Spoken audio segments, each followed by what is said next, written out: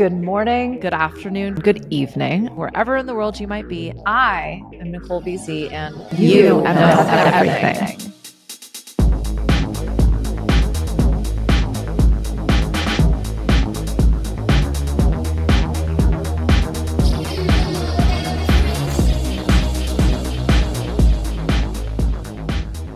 Hello, good afternoon, good evening. I think I just said that right in my intro. Ow! It's been a minute. As you know, I like to record these when I'm feeling really excited about it. I feel like I can't tell. Is this going live? I mean, it's recording, but it said it was streaming live, which would be hilarious because that means I'm on YouTube right now. Hello. Actually, I'm on YouTube right now. That's why I've got the video on. So it's all happening. We're off to a stellar start. Thank you. Thank you for being here. You are going to see the topic of this episode in real time right now because it is all about self-acceptance, my friend. And depending on when you're listening to this, and I'm pretty sure it's going to be relevant anytime you are listening to this, I think self-acceptance is a huge, crucial, game-changing obstacle that so many of us come up against all the time because, and I think you might get this. We've used self-criticism, bullying ourselves, kicking our own asses, blaming ourselves, shoulda, woulda, coulda all over ourselves in order to get the results that we want. And that worked for a really long time. And if you are feeling exhausted, uninspired, if you're lacking in creativity or motivation, if you've gotten a little lost in the sauce, you don't really know why you're doing the dang thing, let alone what you're even trying to do, I think this is going to be firstly for you. It's going to behoove you to listen because I'm not joking when I say in researching this episode, the amount of times I was like, no shit. Whoa, are you serious? Like blew me away. I mean, as you know, I love it when the silence, that's an interesting word, when the science validates me. It makes me feel all warm and fuzzy inside. And also it helps me explain these concepts and what I've gotten to witness over and over and over again in my 25 years of entrepreneurship and supporting business owners and creatives and creative business owners and leaders and executives and change makers in this world is that there's a feeling behind everything that we do. I call it the energy behind the action. And when we are beating the shit out of ourselves, no surprise, it makes everything more difficult. Yet we beat the shit out of ourselves because that was a tried, tested, and proven technique to get us off our asses, to get us moving, right? Now, here's the thing. I trust that everybody works with me. Everybody's listening to this. You are tuning into this because you're ready for something to shift. And the thing is it doesn't actually have to take a huge amount of effort or time or investment. It can just be a simple switch in the way that you are feeling about something, thinking about something, the way you engage with it. You can talk about that as your attitude or your mindset or your perspective or your energy, right? So self-acceptance is a huge thing because every successful and hyper-successful person that I've gotten to work with, the world-renowned names tend to be their biggest self-critic. And we think, in fact, we trick ourselves into assuming this is the only way to improve. But again, it has some very, very significant consequences. The cost to the benefit ratio is too high. And the thing is, any technique that leads you to feeling like you're not worth it, you're not good enough, your ideas aren't going to have the impact that you desire, you're concerned with what other people are going to think, or if you're going to succeed, that is such a high barrier to entry for most people. You're not even going to take the first step because those are very real fears. And here's the other thing. We've all experienced that, like being humiliated, fucking up, disappointing those around us, experiencing disappointment is the worst. And we will literally do anything possible to avoid those experiences. And the more successful you get, this is the catch-22, my friend. The more successful you get, the subtle and more nuanced those excuses or objections become. And it shows up a little bit like, you need to run one more mile because your fat ass needs it. It's not that subtle, but answer that last email. You've got another 15 minutes in you. And then that next email turns into having a meltdown, and then you're late for dinner, and then that's another meltdown, and so on and so forth, right? Like I watch my people use very reasonable, very responsible, very committed reasons why they are failing. And we're going to get into this. We're going to get into all of this because I wanted to kind of break this episode down a little bit differently than normal. I've got my notes here because I am quoting science. It's not just me shooting from the hip here, but like I said, the science was surprising. And there is actually a lot of research going into how our brains actually respond to bullying ourselves. And it's not great. There's also a paradoxical approach to productivity. We think that by pushing ourselves, we will go further. Not true, my friend. And lastly, I want to just talk about what I'm going to call the social alchemy effect. And it is not only how pushing yourself and criticizing yourself and bullying, cajoling, forcing yourself into action affects you, but how it affects everybody around you. And really cool things start to happen when we kind of test different strategies for success outside of the things that we know so well. So, woo, that was a hell of an intro. Let's keep rocking and rolling with this. So, you know what? I'm going to assume you're like driving, you're commuting, you are exercising, you're cleaning. Maybe you're just taking a break. Maybe you were looking for some inspiration. Hello. I encourage you to like, subscribe, watch, thumbs up, review, all of the things. I'm also going to ask a handful of questions because, again, this is something that every single successful person I know does. They criticize themselves. And I've had several people go, well, why would I release that? It's the only reason that I've ever used to justify my success and to keep pushing myself. Sure. My question is are you everywhere you want to be? Right? Comment, please. Have you achieved everything you've ever wanted to achieve? And if not, how fucking excited or motivated are you in this very moment to be doing it? I'm going to guess not 110% because then you would be doing it instead of listening or watching. So I got you. That was a trick question. We are going to talk about why embracing your whole self, the good, the bad, and the quirky isn't just a feel-good mantra, okay? This is the secret weapon to unleashing the best version of yourself that is unstoppable no matter the obstacle in front of you, especially if that obstacle is you, my friend. So, first things first, let's get into the surprising science. I don't know. I'm doing a lot of research for a concept that I have. I'm pretending like it's going to be a book. I'm also very much pretending it's not going to be a book because I struggle to like do all of the things that everybody does. And I feel like everybody writes a book these days. But I also feel like if you've witnessed or participated in the anti-business school, you know that was created 2 years ago. It is the summation of my 25 years of experience, my MBA. I always joke around and say my 10 years of therapy and a whole bunch of witch bitch shit that you could complete in a weekend. And I went to go re-record it and I was like, God damn, this shit is fire. Like, I'm still figuring out ways to apply and use these teachings and this foundational learning in ways to support the most successful people that I've ever worked with. And so I figured it was probably time to actually create like a system or a framework so that everybody could access this information. I mean, the pricing on the anti-business school is like next to nothing anyway. And based on the fact that it is a couple years old, I'm probably just going to make it almost like negligibly expensive, whatever the fuck that means, cheap. Make it cheap. Everything I talk about in there, especially when it comes to leveling up your leadership, when it comes to creating connection and productivity, is echoed in this neuroscience that I'm about to talk to you right now about. So thank you for my little tangent there.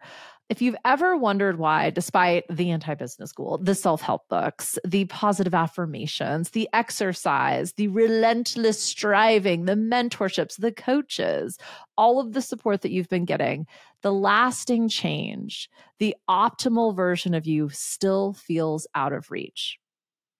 It's often because of our actual brain, our brain chemistry, the way our neurotransmitters are connecting and receiving and exchanging information with each other.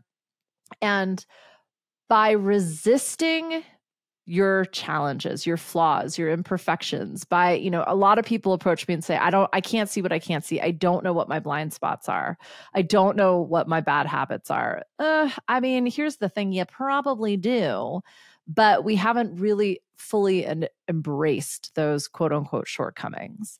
And what happens is that, let's say you procrastinate or you've got a very short fuse, AKA a bad temper.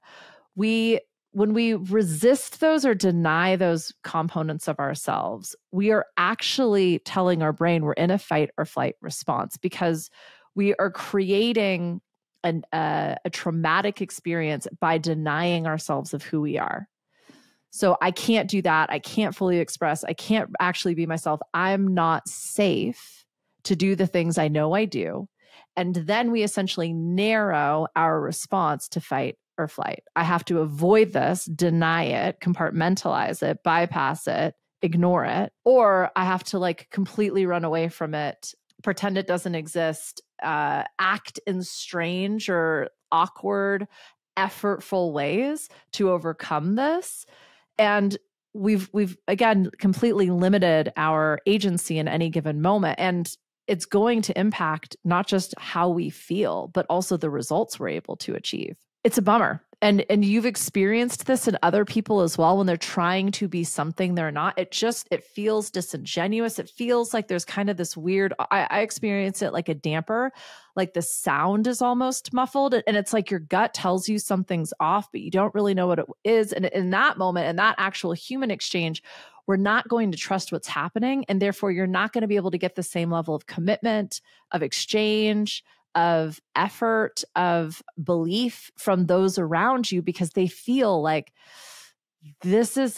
something's off here and they can't quite articulate it or identify it.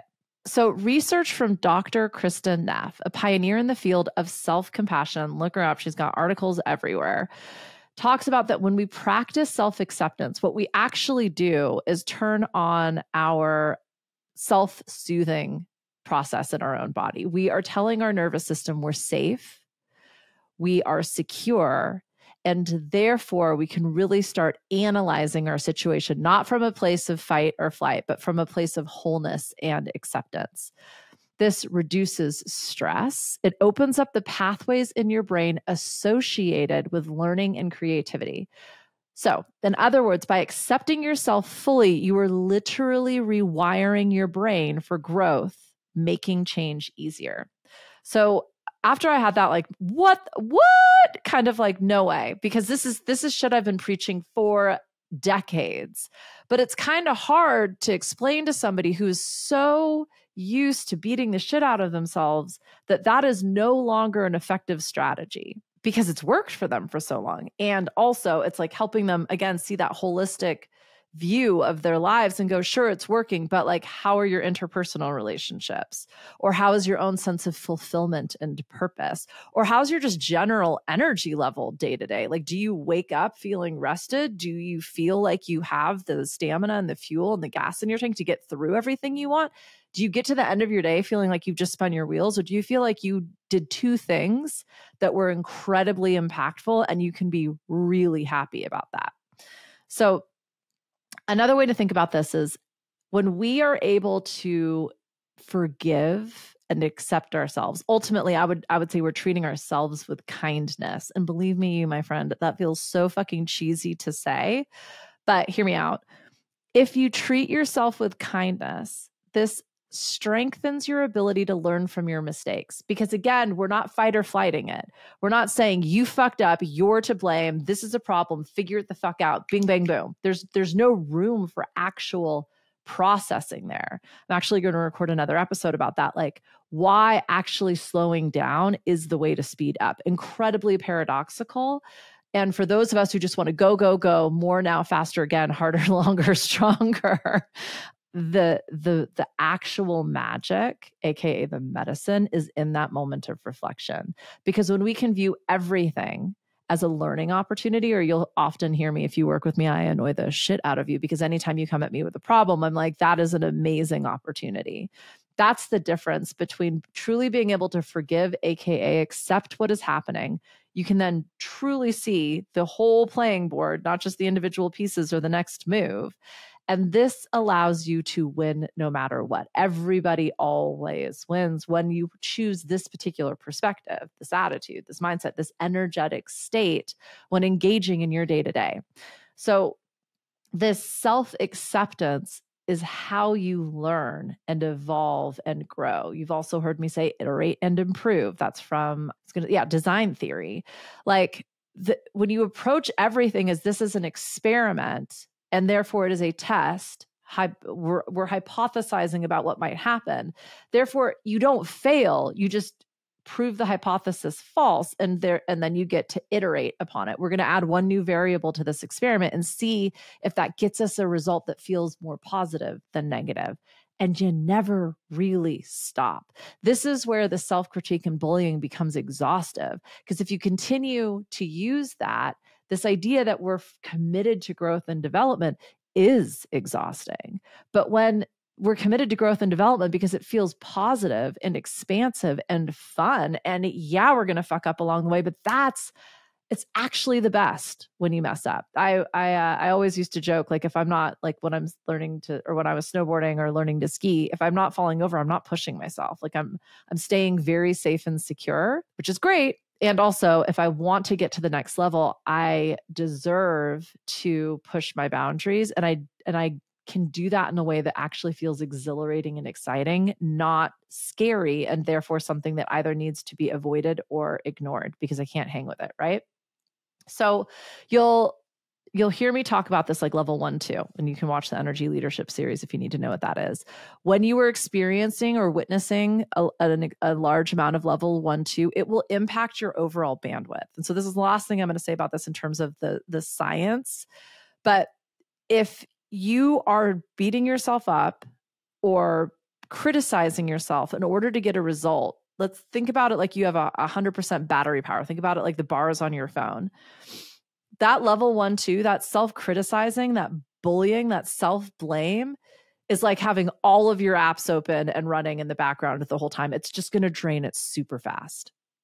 But if you can recognize this was simply an old technique we used to build a certain level of success, it is no longer working because I feel exhausted, or because I won't try this new thing, or because I have a million other excuses or activities that are showing up and getting in the way of this one thing I actually really want to try, but I keep telling myself I can't, or I don't deserve to, or I didn't earn it, or whatever it is. Again, very draining. But when we can simply accept ourselves for who we are, I'm not detail-oriented. I am very, very autonomous and independent, and that can feel detached. I can be chaotic in my creativity, and it can feel a little messy. When I can accept all of that for what it is, that means when an idea pops into my head, rather than criticizing it for being chaos or distraction, I can accept this is an idea. And I can run it through my filters that are not levels 1 and 2 to recognize, does this get to be something I get to work on right now? Or is this going to be a reward, a carrot I get to dangle in front of myself for getting what I have deemed to be my priorities, because I do accept who I am and what I'm doing and how I do it. And therefore I get to choose at any moment how I'm going to be most effective. And it's sure as shit not by beating myself up or denying myself or punishing myself. So this is going to segue beautifully into the productivity paradox. But before I jump ahead, I do just want to get your wheels spinning, my friend. And I know we all do it. I know we all criticize ourselves. It's just such a natural habit. I also think culturally, and I can say I see this more prevalent in America than I have in other cultures that I've been in, although it does show up differently. The point being, I'd love for you to identify and potentially even share one place that you find yourself being hypercritical of you, and how you what's one way you could kind of shift that. I think that might be really useful for you. As an example, for me, I struggle with sleep, and this morning is a perfect example. I could not for the life of me fall asleep until like 2 or 3 in the morning. I usually try and get up. My alarm goes off at 4:30 to get me out the door by 6. And that is not enough sleep. Like it just isn't. And my alarm went off. I gave myself some grace because I could feel that my body was exhausted. And my brain immediately goes to, if you don't wake up, you're going to be a fat slob. You're never going to get to everything you're supposed to do. And you've got to work out at 6. There are lots of ways that I can work out, and I know this. And it's like, okay, well, if we feel this tired now, how would we feel about going for a run a little bit later? And I'll tell you what, my friend, I do not like running. I would much rather have gotten to the gym this morning, but that's just not what happened. And that's okay. And I got to go outside on a beautiful morning that I refuse to accept as fall, but it's definitely getting cooler. I think I'm ready for forever summers again, but it all worked out. And I've had an awesome day. And had I beat myself up, which I've done for 20 years nonstop about getting up at a certain time, it like domino affects the rest of my day. And if I have a bad morning, then I have the rest of my day is ruined. And that's just not true. I used that as collateral to justify bullying myself, to keep myself exhausted and uninspired. Yet I can tick the box of working out. Just doesn't, like when you describe it like that, you can really the cracks become very obvious. So anyhow, just a moment of reflection for you there. Where's one place that you're beating the shit out of yourself, and how could you maybe take a step towards acceptance in that space? So next, we're going to talk about the productivity paradox and how actually acknowledging what we may have previously qualified as flaws or blind spots is the secret to success. So, and I was raised by Eastern European, first generation, like, believe me, like there's no space for feelings. And it is, what did he used to say? I can't remember it now. This is how much work I've done. I can't even remember it, but it was something around like self-love makes you weak, or love makes you weak. I mean, it could have been distilled quite as simply as that. And there's a lot of reasons that, based on their direct lived experience, love would have made them very weak. And the thing is that the opposite is true. And when you deny your negative traits, they don't disappear. And this is where, like, you'll hear a lot of people in like the self-help or spirituality industries talk about, like, if you give fear your attention, it will grow. And I don't deny that. I think that they're absolutely right. If you're constantly just feeding negativity and lack and judgment and bullying and self-criticism, like, it will continue to grow. But what I believe is that if we acknowledge this is there, and we actually look at it, you shine a light on that skeleton in the closet, and you sit with it, it will dissipate. So this isn't about feeding it. This is about seeing it and acknowledging it so that we can process and therefore release it. Not forever, not for always, but at least in that moment. People tend to perform better in high stress situations because they're not wasting mental energy pretending to be something they're not. This is actually based on research from Harvard Business School, so you know it's good. But that isn't a sustainable practice. What we can do is recognize that by leveraging the strengths and the creativity we find in those moments of pressure, we can then extract those to understand how we can utilize those skills in any given moment without having to manufacture chaos or stress or trauma, which in the creative industries, I see a lot of. I see a lot of artists turn to external stimuli to manufacture these very painful experiences because they've learned that can fuel their art. This is very obviously unsustainable. Unfortunately, I also see a lot of entrepreneurs, leaders, CEOs, founders, investors, people with a huge amount of responsibility on their shoulders doing the same thing. Now, this might look more like highly stressful workout routines or extracurricular activities. It can also be very quote unquote unhealthy behaviors as well. All we're doing is manufacturing those high stress experiences because what we've learned is that we show the fuck up and we perform in those moments. So instead of beating yourself up for the chaos or the problems or the crises you might experience? What if we simply accept them for what they are? What's happening? And I'm pretty sure every single person can relate to that right now, because this world is a fucking dumpster fire. Whether it's earthquakes or volcanoes erupting or fires or floods or hurricanes or tornadoes, all literally happened in the last week. Or it's the threat of a recession, or the fact that your industry is imploding, or AI is taking over, or the fact that you've gained 15 pounds because of the level of stress in your environment. Like, your children are acting apeshit, your partner acting crazy, your friends are dumping more on you than you possibly have the capacity to hold because you are at your limits. We don't need to manufacture anything. It's all happening. And the reality is that you've gotten through everything up until this moment. You will continue to do so. I talk so much about making decisions and managing stress in your environment. And that's not what this is about. It's really just accepting who you are, and that rather than beating yourself up, acknowledge how you can literally work with what's happening. I'm not saying believe that this is going to be a good thing or that this is the opportunity, but what I'm saying is, if you choose to recognize there will be an opportunity at some point. It's not here yet, but it will show up. And the more you resist what is here, the further away that opportunity becomes.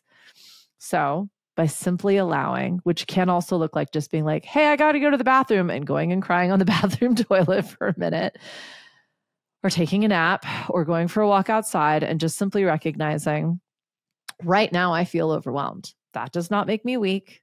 That does not make me whatever story I'm telling myself, whatever responsible, reasonable explanation you've got that leaves you feeling like shit and you're still overwhelmed. Maybe, can we draw a line in the sand right now and commit to trying a different strategy? Please. Thank you. What would happen if you stopped hiding your flaws and started working with them? How could that shift your productivity and success? So a coaching tactic is to say to people, can you think of an experience that felt like this in your past, where you were really overwhelmed, where you felt like it was impossible, where you felt like the system was rigged, or that there was no way out, or that this would be the end of your ... and everybody would find out you're the biggest imposter out there. We've all been there, even if it's when you're like 6 years old and you don't know how to tie your shoes and you've done some like wackadoodle knot, and then you're afraid like all the kids are going to notice you, and like nobody actually noticed your shoes. I actually do encourage you to think about the last time you felt like this and how you overcame it. And if it is something that feels quote unquote silly or very like elementary, quite literally because you were that young, that's probably where this all started. Recognize the benefits of that situation for you, because that, my friend, is why you were creating this story. It's because the moral of it was, well, at the end of the school day, you realized like, actually, you created a pretty cool way of tying your shoes. And now you have a new way of doing it. And like, maybe not everybody's looking at your shoes, and like, maybe you can just do whatever you want, and you can feel fun and creative, and like you've got some fun secret that's just yours. And you're seeking that creativity and that fun and that playfulness and that surprise. And that's why you're creating this incredible doubt and shame. Apply that fun, that playfulness, that creativity to the situation right now and see what happens. That's kind of the example that I was going for there. Thank you for bearing through that with me.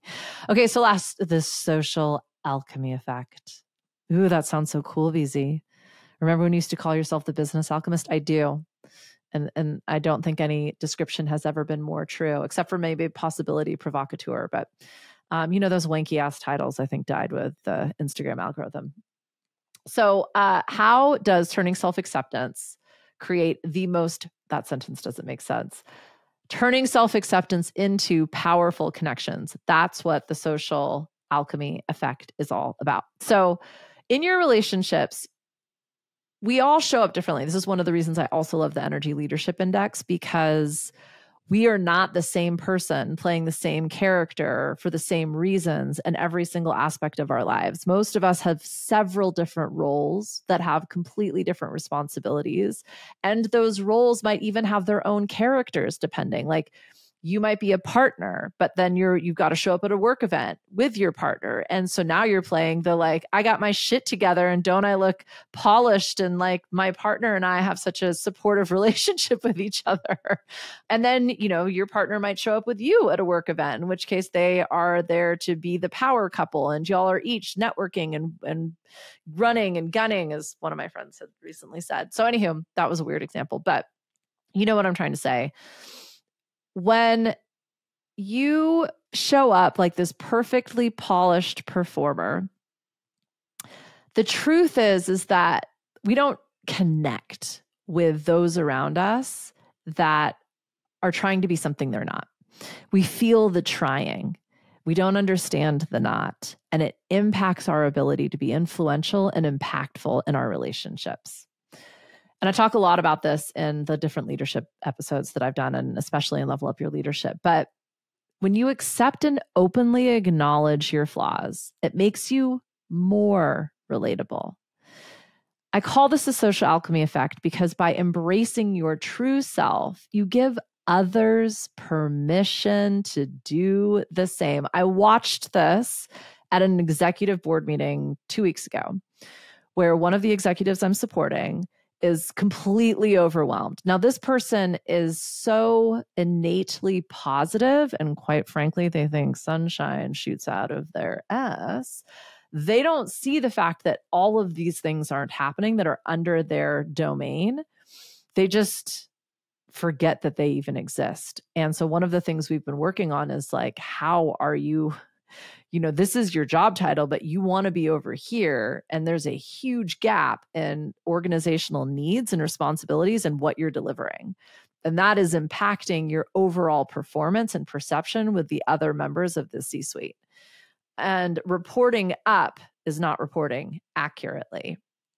And so they were willing to test the strategy. And at their time in the meeting, they said, I'm feeling like I'm underwater. And I'm struggling so hard to just stay afloat that I don't even know what's sinking to the bottom. I know we haven't done performance reviews in over a year. I know that we haven't given anybody a raise and no one is at market because we're in a startup. I know that I don't have a new chart representing our scale scenario and how we're projecting increasing this workforce tenfold in the next 6 months. And we've got 5 new hires onboarding next week. I haven't sent out, so on and so forth, right? And he said, I don't know how to get these things done. I don't have the resources, mainly time. There just simply aren't enough hours in the day. And if I'm going to be completely honest, this isn't even what I want to be spending my time on. Everything else I've been doing is what I'm spending my time on. And also we're looking to cut resources, which is all of the support I've received to even stay afloat, just disappeared. And everyone's acknowledged and no one really spoke. And then one of the other executives said, you know what? I'm afraid that I'm not going to be able to get all of my work done. And that is going to impact the timelines and product development and roadmap that we have. And that's going to shake our investors and that's going to impact our profit margins. And then I'm probably going to lose resources as well, if not my job. I'm afraid of my own job security right now. And suddenly everybody kind of went around the table. And for the first time this year, there was an honest conversation about what are the organizational priorities right now? What is going to have to wait 6 to 12 months? And how do we communicate that to our stakeholders?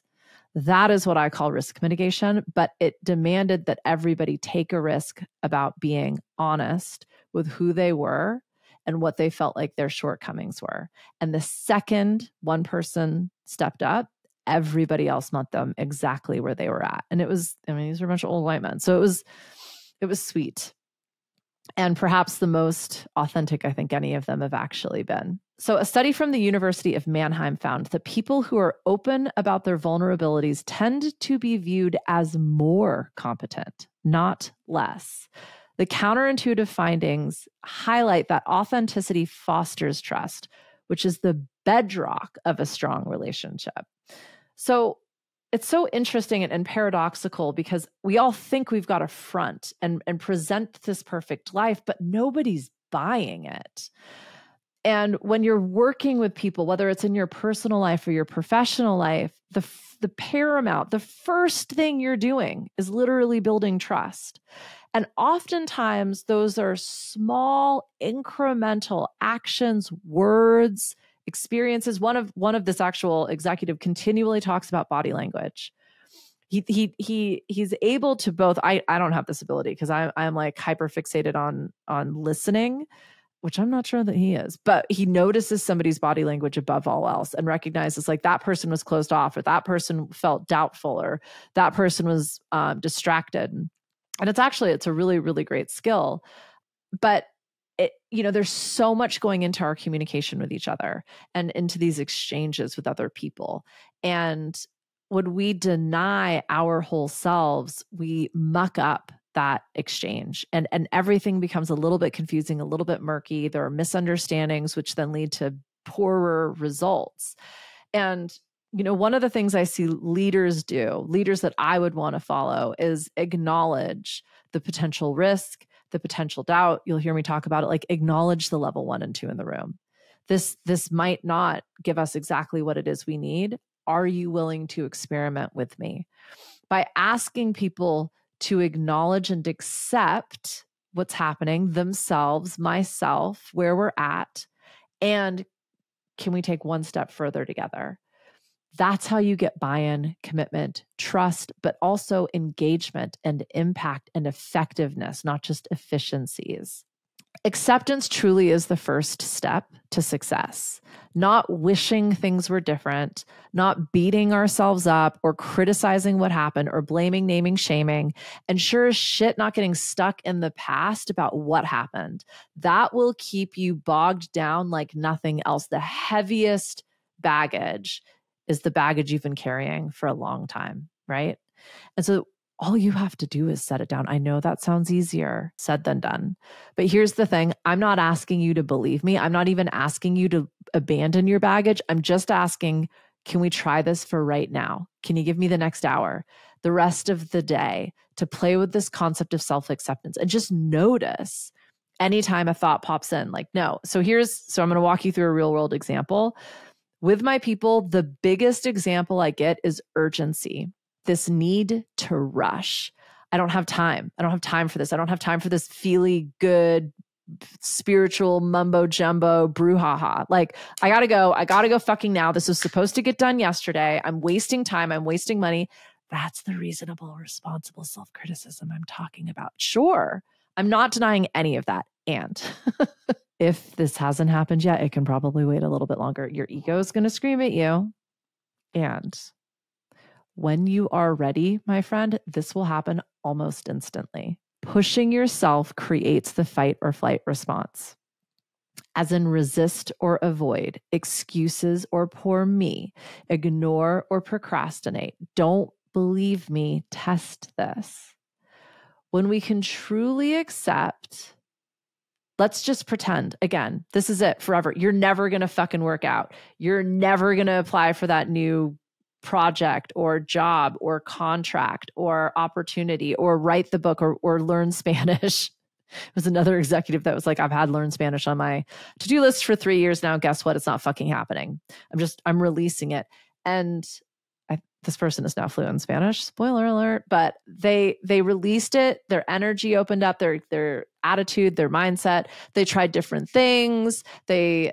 Different things as in, I think they actually started working out and got like a personal trainer that kind of redistributed the money they were investing in, blah, blah, blah. The point being, just pretend for the now, the thing that you've beat yourself up for ever, the one thing I asked you to identify at the beginning, just pretend it's never going to happen and give yourself permission to just fully invest in something else for the now. See what happens. See how it affects you. Do you go back to criticizing yourself? Okay. Just notice that. How often? Why? What's the story you're telling yourself? Maybe the goal is simply to pay more attention to your own thoughts rather than actually make any change. You see this a lot in our vices, right? I didn't know, like I'm really struggling with even the terms like healthy, unhealthy. My father has an exercise addiction and everybody is so complimentary of it. Oh my God, that's amazing. You run 10 miles every day. You're in the gym for 2 to 3 hours every day. Like, that's fantastic. And if it were alcohol or food, that we wouldn't be as complimentary, right? But because it's a socially acceptable addiction, everyone's like, ooh, you're so healthy. Not really. It's not really what's going on there. So let's talk about our vices. Oftentimes when we just simply accept our vice for what it is like a super fun kink that like really gets us off. And as long as it's not like impacting the rest of our lives, maybe we can just be with it. It gets a lot less exciting. And then it's less thrilling. And then we may not even really want to do it anymore. So maybe it's just thinking about the thing differently, AKA you. Stop beating the shit out of yourself. You're getting off on it. Okay, wow, we're singing. That definitely means we're at the end. So start small. Next time you catch yourself criticizing a flaw, just simply pause, recognize it for what it is, a bad habit, accept this flaw about you, and potentially even challenge yourself by saying, how could I work with this? I always tease myself about not being detail oriented because that was the first piece of negative feedback I got at my first big girl job. And I don't even know if that made me not detail oriented or if that was a piece of constructive feedback I really could have at the time probably done something with, but I beat myself up about it for so long. I am not detail oriented. I hire people that are, and I tell them I'm going to drive you crazy. I am chaotic. I'm going to bombard you with my lack of attention to detail on all channels. You have to manage that, because the other thing is I am like off with the fairies. I'm doing my own thing. I've got 50 different things going on. That's the chaos that I create. I don't experience it as chaos, but you might if you're not the right fit for me. I don't make it a flaw about me at all. It is me. It's both my favorite and no, it's just my favorite. I love it because I keep doing it, right? Honesty tends to be my best and worst quality. Anywho, I digress. The point being, when you truly accept you for you and you stop resisting, you stop criticizing, your brain will rewire and your productivity will soar, but your effort will maintain, if not even decrease. It becomes so much easier when you trust, when you're ready, you will do the dang thing, and beating the shit out of yourself does not actually create the results that you want.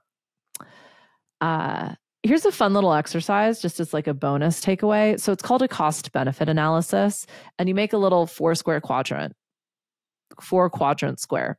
So you've got same, change on the same's on the top, changes on the bottom, and then you've got cost benefit running vertically, right? So you're going to look at the costs of staying the same and the benefits of staying the same, and then the costs of the desired change and the benefits of the desired change. Every time I do this, the list surprises me. The thing is, you can do whatever the fuck you want. All you're trying to do is mitigate the costs or bring the benefits from the thing you secretly really do want to either stay the same or change. Bring those benefits to whichever one you're choosing to do, and then just fucking do it. So let's say smoking cigarettes is a pretty obvious one.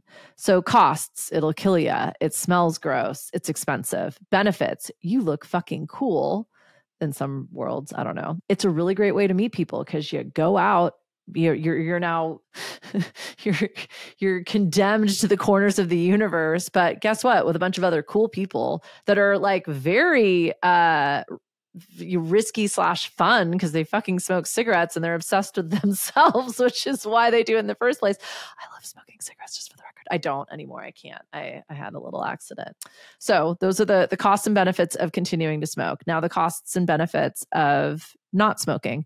Costs, you might gain weight. Costs, it's harder to meet people when you're out. Costs, what do you do when it's an awkward silence, you're hungry, you're having the best cup of coffee in the world, you finish a workout. Benefits, you save a bunch of money, you save your health, and you look 10 times better when you don't smoke. Okay, so do you see now like what you would want to do? Let's say you really want to quit smoking. So you got to figure out what you're going to do with that time. You need to figure out how you're going to connect with people. You need to figure out what to do if you're afraid about gaining weight. Like that's how you mitigate those risks, right? And then you bring the benefits. We kind of address that as well. And the reducing costs, you kind of naturally like augment the benefits of the one that you're not wanting to do anymore. Anyhow, I think you get what I'm trying to say. So we're going to bring this one home. You are fucking amazing just the way you are. You have gotten to this point. You are wildly successful and you are going to create everything you want. You are not going to do that doing it exactly the same way as how you've gotten to this moment right now in this exact experience. By letting go of beating yourself up, just one strategy, create a new way of motivating yourself. Maybe it's reward-based. Maybe it's accountability. Maybe it's, I'm trying to think of reward and accountability work really well for me. Publicly, like a lot of people announce something and that works for them. Think about how you've made a change in the past and then apply that skill to this moment right now. How are you going to release beating the shit out of yourself? And then I would love to hear from you. I would love to know how this has impacted you down the line. Give yourself like 3 days, 4 days. When you embrace who you truly are, that is when the transformation begins. And again, my friend, you're going to get to do this over and over and over again. So make it easier.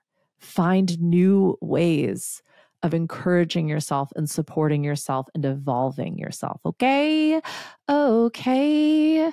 Thank you for being here. I do this for you. If you want more of me, I think I announced in my last one, the BZ bot is taking over all of my social media. I'm just far removed from that experience in this moment, and that might change. But my podcast is where you get me, and The Loop, which is my weekly newsletter. That's where I will make announcements and I talk about the things that are entertaining me far out. I need to draft this week's Loop, actually, now that I think about that. Oh, wait, I did it last week because I had to do a change. See the chaos? It's so fun. Anywho, find me on The Loop, find me on my website, NicoleBZ.com, email me, hello@NicoleBZ.com. I would love to make a podcast for you. I love answering questions in these podcasts. I'm curious about kind of doing like office hours. I've got a fun few random things going on, like the Artist's Way and the Psychic Profit Squad, the Anti-Business School. So there's all sorts of things you can do if you find me remotely helpful. So with that, I am going to stop recording. Thank you again. I love you.